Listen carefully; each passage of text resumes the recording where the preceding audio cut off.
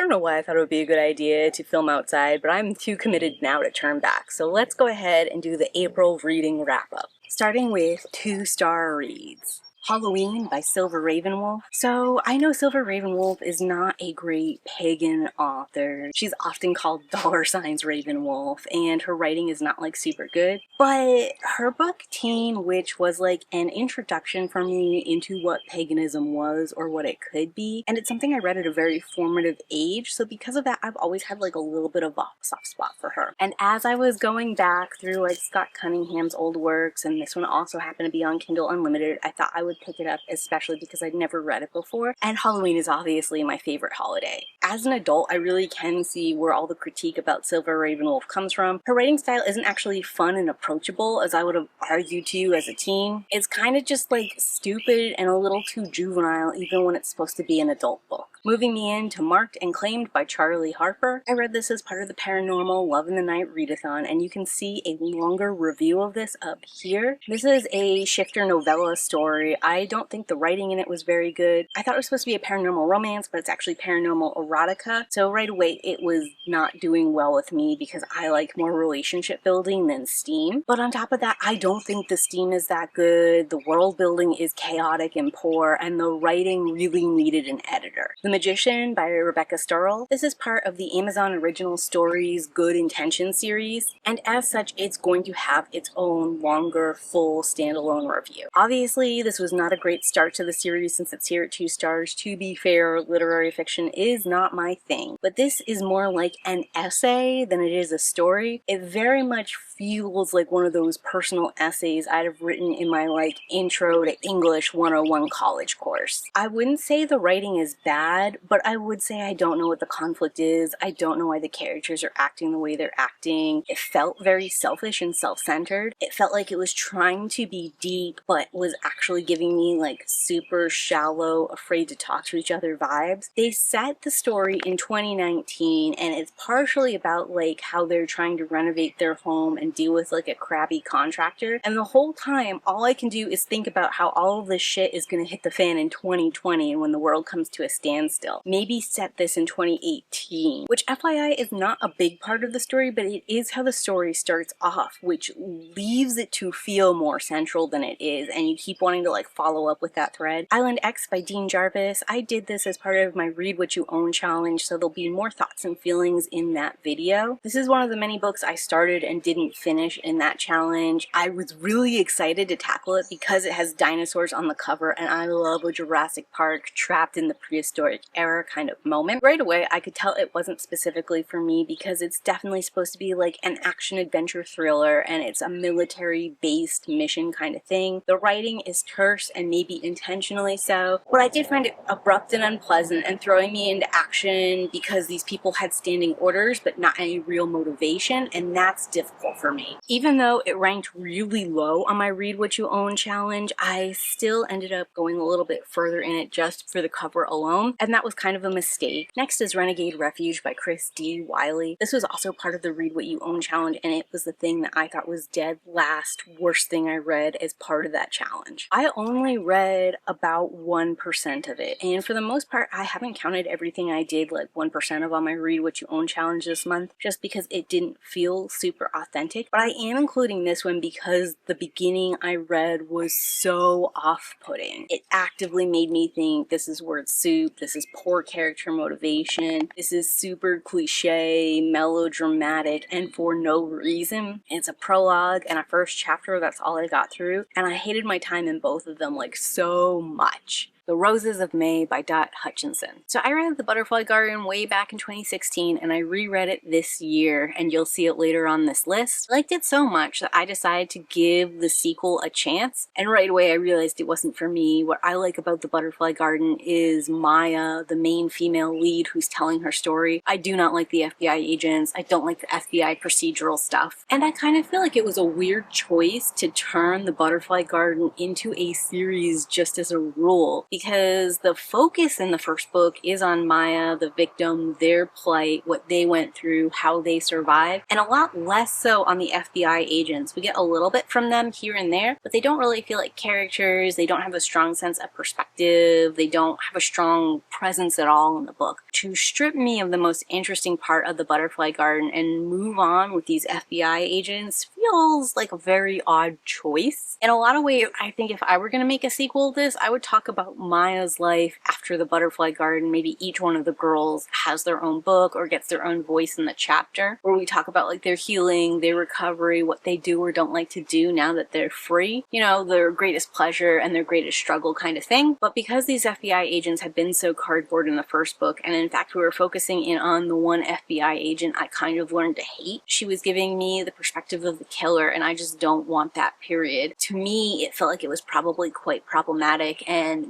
missed like some core understanding of the mind of a killer. And then because we were following like this, I don't know if she was a teenager or a young girl, it was actually pretty hard to get a beat on her age because she had been through this traumatic incident and she was like trying to recover from that, which sets people up like mentally to be outliers of their age category in a way that I don't want to judge, but definitely made her like hard to connect with too. I don't think I even got to 10% before I realized that series-wise this was definitely not for me, and I was just gonna have to enjoy the Butterfly Garden as a one-off. Moving me into 3-star reads. Ember by Claire Kent. Again, I read this as part of the Paranormal Love in the Night readathon, and I have a really long takedown of it here. I didn't like this one. I see why other people are okay with it, which is why it's here in 3 stars. Beyond that, the writing Claire Kent does is always pretty good. It's like above an acceptable level. I really wanted to like this one because this is Rachel and Cole's romance, and they are very prevalent side characters in the Kindled series, but I just couldn't get down. For me, the part that I needed to see was the two of them going from hating each other to bonding, and we skipped time there and just went from them being at odds, hating each other, and this girl being a minor, to 2 years down the road where they both have feelings and she's now an adult, so it's okay. Next is going to be Dragonfall by L R Lam. I started reading this in late February, early March, and I've been listening to it on and off since then. I've gotten to chapter 14, and I've just found it really slow, very uncompelling. The motivations here are too mixed, the characters are confusing, and I do feel like if I kept reading it, maybe some of this would clarify, but the truth of the matter is I'm having a really bad time. Everything is so unpleasant at this juncture. I'm done. And I'm gonna give it the benefit of the doubt, put it here in 3 stars, but I did not like this reading experience. There has been individual moments or like little treatise points, I'd say, that have been fun and interesting and where I thought it would be a cool exploration of things, but those little points are so few and far between with what has otherwise just been a like funeral march for me. Next is Hammered by Lindsay Broker. This is the one book in my Read What You Own challenge I actually finished. It's an urban fantasy / paranormal romance. The romance is a little bit of a slow burn. I thought it was cute. I thought it balanced like funny to serious well. I really appreciated that our main character is half human and half dwarf. Like that is sort of an unusual combo, so that made it fun. I love that she was doing home renovations. Her focus was on house craftsmanship and doing a job well, but she sort of like has this side gig where she takes care of paranormal things for regular humans who can't defend themselves. There's this element of government conspiracy, government cover-up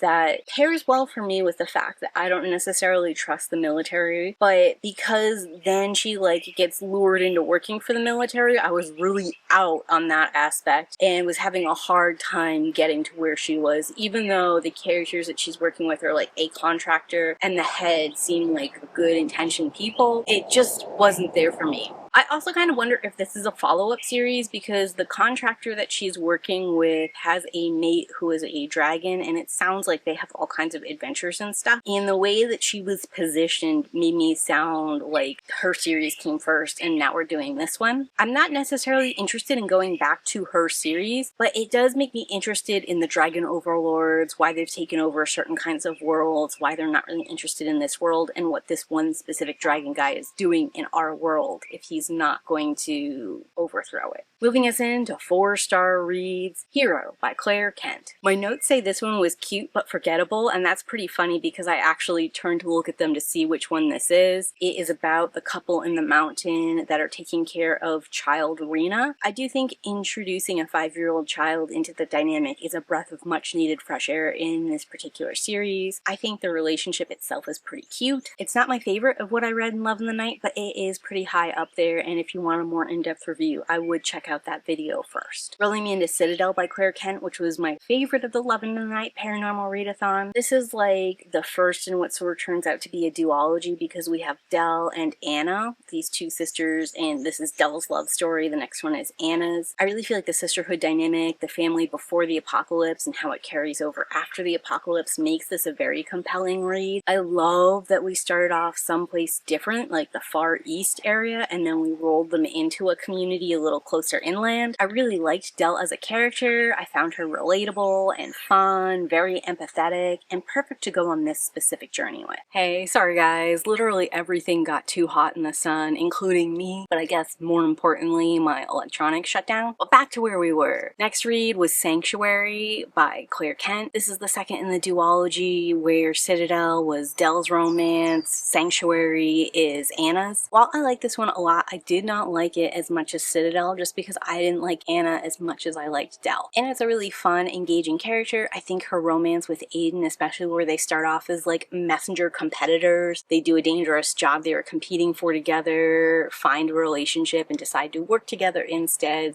/ date each other, was like a good progression for them. While usually I'm not a big fan of the third act breakup, revealing that Aiden was still working with the bandits that captured Anna gives them a compelling reason to break up and gives Aiden like an honest to goodness redemption scenario. Now, I think if he had been honest about the fact that he was still working with the bandits and had to keep working with them at least for a little bit so he could cut them off without being hurt, that would have been fine for Anna and probably fine to people generally. It's more the fact that he kept this situation a secret and all but implied he no longer worked with these people that became the problem. And through him acknowledging that his lack of transparency is what hurt her, and him being more honest and more open and choosing her, being willing to sacrifice for her and put her needs above his own safety and himself, is really what wraps this in. I think it helps too that Aiden does not come out 100% together at the end of the story. He is permanently damaged and changed from his sacrifices, which like you don't need to hurt yourself to prove you love someone, but I do think there's like more weight and meaning in a story when such a thing happens. It shows like the length they went to and what they were willing to sacrifice even though there was no promise of a relationship at the end. Next is The Butterfly Garden by Dot Hutchinson. This was a reread that I took on specifically for the Weirdo Book Club. I read it when it first came out in 2016 and I loved it. It's part of what got me back into reading and really exploring the Kindle Unlimited catalog again. I was nervous coming back to it because The Butterfly Garden is recounting an experience of a bunch of young women living with this serial killer sociopathic man who is eventually going to encase them in resin and display their backs with like their tattooed butterfly wings on them. And if that sounds like a spoiler, it's a little bit of one, but it's one that you would already know going in if you read the back summary. But because the story is about a serial killer and it is about him keeping a group of women prisoner, and it is like very central around the FBI learning about this situation and trying to like unravel it at the detriment of this one girl, I didn't think I was gonna like it. I thought I was gonna have a lot of issues with it. This particular Dot Hutchinson book reminds me a lot of Lucinda Berry, and we know that I'm out on her, so I thought I would probably be out in this. It turns out that in this specific book, Dot Hutchinson's writing really carries the story and brings it above and beyond. There's the right balance of like poetic to direct in this, following it from the female character's perspective since she's the one telling the story is great. Even though the FBI agents were originally very suspicious of her, they get on board pretty quickly. I really wish they weren't forcing her to reveal information about herself against her will, pushing into trauma that goes above and beyond the serial killer situation. And I hate the twist reveal at the end about what it is exactly she's hiding. Like, I was on board for the Butterfly Garden as a concept, for this to be a compound, for this guy to have successfully been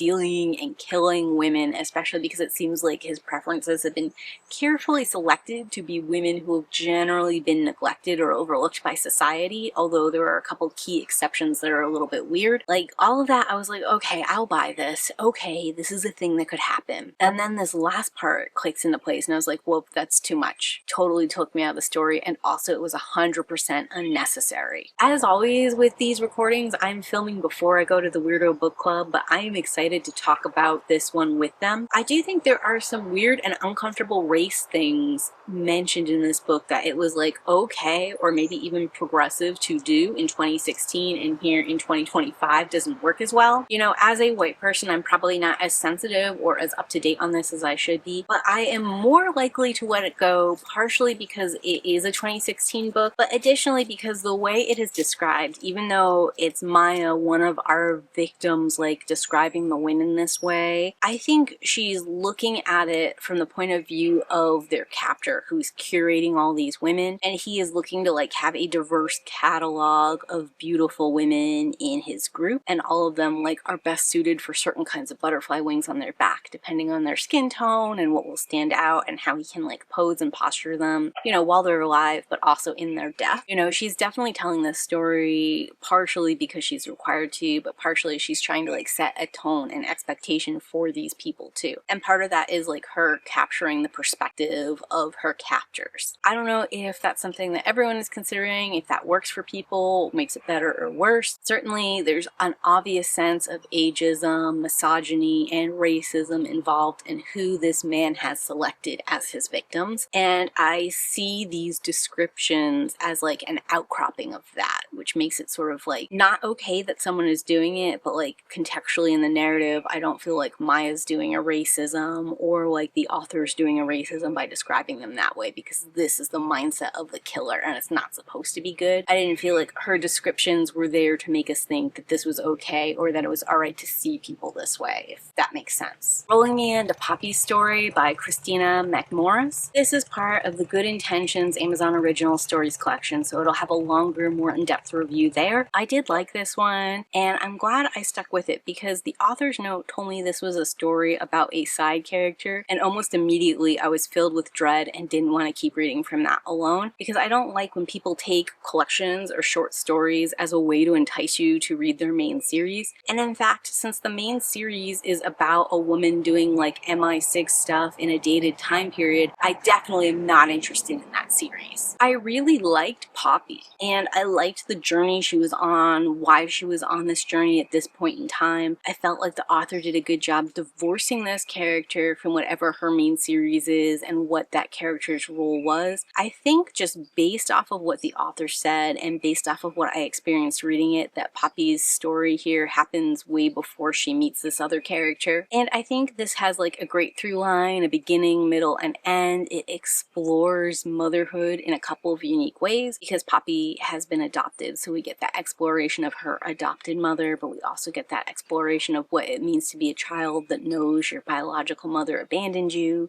We get a confrontation between her and her biological mother, but she never gets answers because her biological mother has dementia and can't remember things. So we have like the orphanage's description of how they found Poppy, and we get two separate conflicting descriptions of what her mother said happened to Poppy. And I think how Poppy feels about what happened, depending on those three things, really changes. Like whether her mother actually loved her or actually discarded her like trash is quite different depending on what actually happened, and she has reason to disbelieve all of these narratives. So like at the end of the day, she has to live with the fact that she'll never know why her mother gave her up, which kind of sucks for her and doesn't help her on her like self-discovery, because Poppy is also pregnant and expecting to have a child, and she's very concerned that she will be more like her biological mother than her adopted mother. And even in the case of like her adopted mother, how she treated that adoption has filled Poppy with a lot of shame shame and remorse. And because this story is set within a specific time period, some of the ideas about how you handled adopted children and whether or not that was a shameful thing or not are set in that time, and we don't necessarily have to address that aspect, even though we can address how that made Poppy feel. So I liked all of that. I thought it was really good. Rolling me into Deluge by Charmaine Wilkerson. This is also part of the Good Intentions Amazon original stories and will be part of that standalone review. I loved this. This was a very unique, conflicting take on motherhood. Without spoiling anything, it is about this woman who is in her 40s and is helping her stepfather clean up her mother's things a year after her mother passes, and that's when she discovers that she is not biologically her mother's child at all. And this like mythological story that's been told throughout her childhood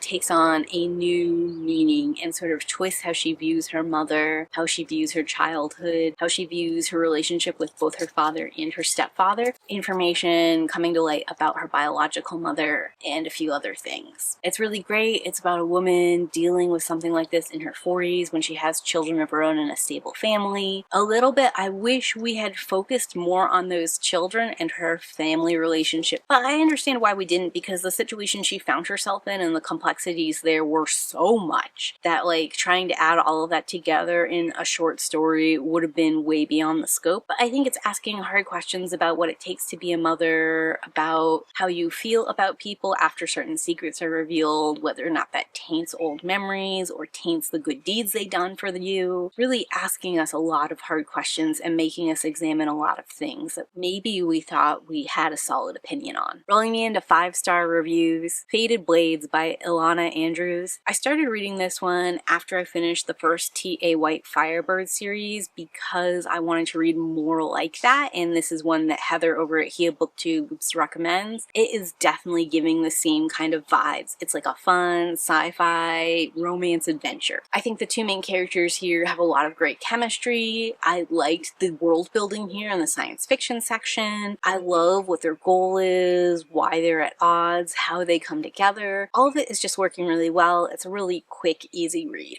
Leading me into Age of Deception by T.A. White. This is the second in the Firebrand series. It was the only one I was supposed to read this past month. However, this book hooked me on the series and I couldn't stop, so I ended up reading all of the other books too, are all also 5-star reads. I'm not going to go through them individually here because I don't want to give any spoilers, but this second book is about her getting to know her father's family, doing some training. I love a training montage. All the relationships she has deepen in different various ways here, including her eventual romantic relationship. There's a huge reveal at the back of this book, and that reveal explains so much about what was going on in book 1 and hooked me into reading the rest of the series. After that is book 3, and that takes place on the L R Lam planet, and we finally get to look at the third alien species that's kind of in the mix here. I really loved that one too. I liked Kira's interactions with those people. I liked what she was doing in her time away from the military and before she ran into like her actual biological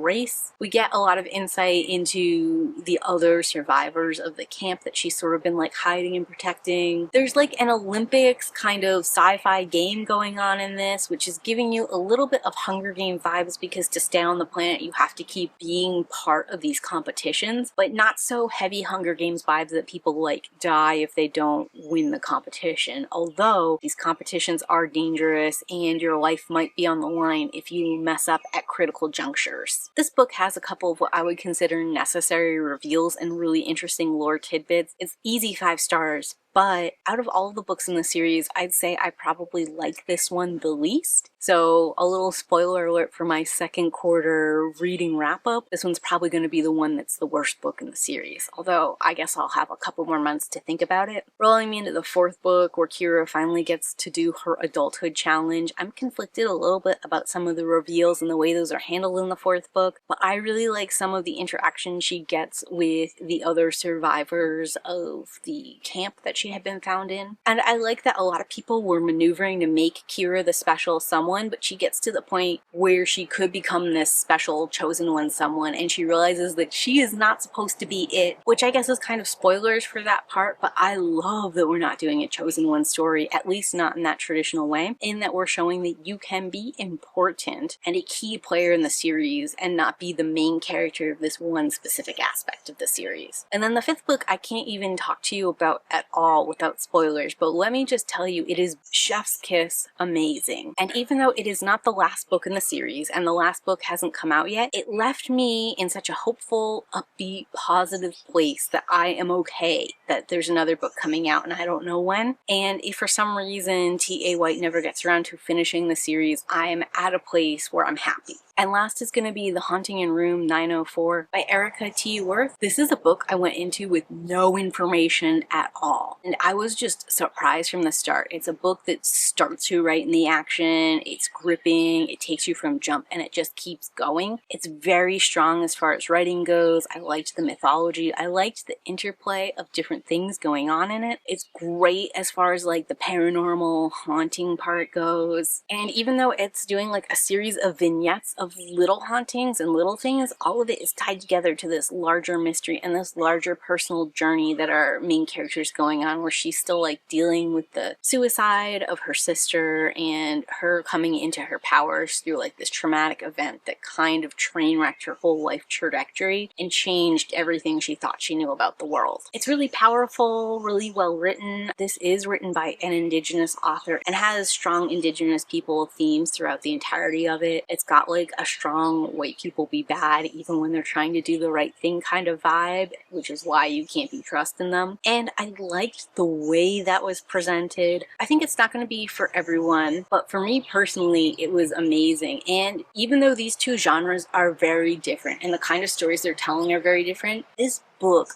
reminded me a lot of like my feeling and enjoyment of Hollow Beasts by Eliza Lynn Valdez. I think the flavor of the place we were at, the history of that moment, how it was leading into the future, and this person's culture and how they were maintaining that culture all has like a very similar flavor to what's going on in Hollow Beasts. And while Jodie Luna in Hollow Beasts is very different than our main character here, I think the fact that both of them were dealing with the sudden and unexpected death of a loved one, the fact that they had to make an abrupt career change, and they were finding like a passion and their footing and their love of this new career really wove together, as well as them slowly discovering not only were they facing a specific issue, but that magnitude of issue was like orders larger than they had expected. Also in Hollow Beast, Jodie Luna is like trying to save her daughter, and here in The Haunting in 904, this character is trying to save her mother. So I just think there are a lot of parallels there. The way the story is told and like sort of what it's expressing feels very similar, even though these are two very different kinds of stories. And that's going to lead me into my TBR for May. The Bat Eater and Other Names for Cora Zhang by Kylie Lee Baker. I don't know anything about this book, but it is the next book for women in horror, and I'd be loving that, so we're going to read that next. I'm also going to pick up The Paranormal Rangers by Stanley Milford. This is part of the Indigenous Book Club book reads that's hosted by Naomi, the same person who hosts the Women in Horror Book Club. The reason I'm choosing to pick one up now is because this is a non-fiction book that's like about paranormal experiences and explorations from this particular Indigenous person, and all of that kind of like combines into something that really drives my curiosity and interests me. Flower Heart by Catherine Blackwell. This is an impulse pickup that I got from Beck Reads. This is apparently her friends group's monthly read for the Black Hat Book Club. It's on Kindle Unlimited. It's got a beautiful cover. It's about magic that involves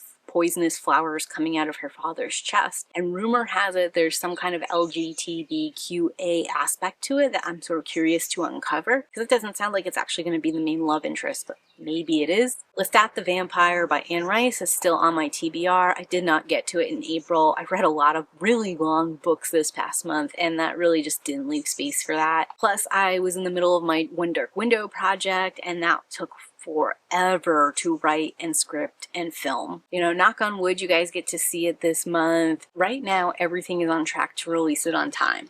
And then I'm adding to the list The Unworthy by Augustina Baptista. I know I'm mispronouncing that. I'm sorry, that's the closest I can manage. And the reason I'm going to pick this one up is because I have been thinking about Tender is the Flesh a lot. And I love cult fiction, cult horror. So I'm really interested to hear her take on it. Plus, it's my birthday month and I deserve to have a treat to really read something that I think could be fun. On top of that, I want to finish reading the rest of the Good Intentions Amazon original series. I want to get that particular dedicated review out by the Friday before Mother's Day because Good Intentions is all about motherly love and I think that pairs together well, but we'll see about that. And also, I want to get the Amazon originals The Getaway series because that's like fun summary adventures. I'm really interested in both the Sally Hempworth and the Jessica Lowry contribution there, and I think reading them and creating a video for July or August will get like the best seasonal views there too. This is a series I do for me first, like it doesn't get a lot of views just generally, but I do want to maximize that by at least putting these reviews out at a time when people are curious about them. So that's everything I read this past April and my current May plans. Talk to me in those comments down below. Tell me either what your favorite read was in April or what you're most looking forward to in May. And as always, keep reading.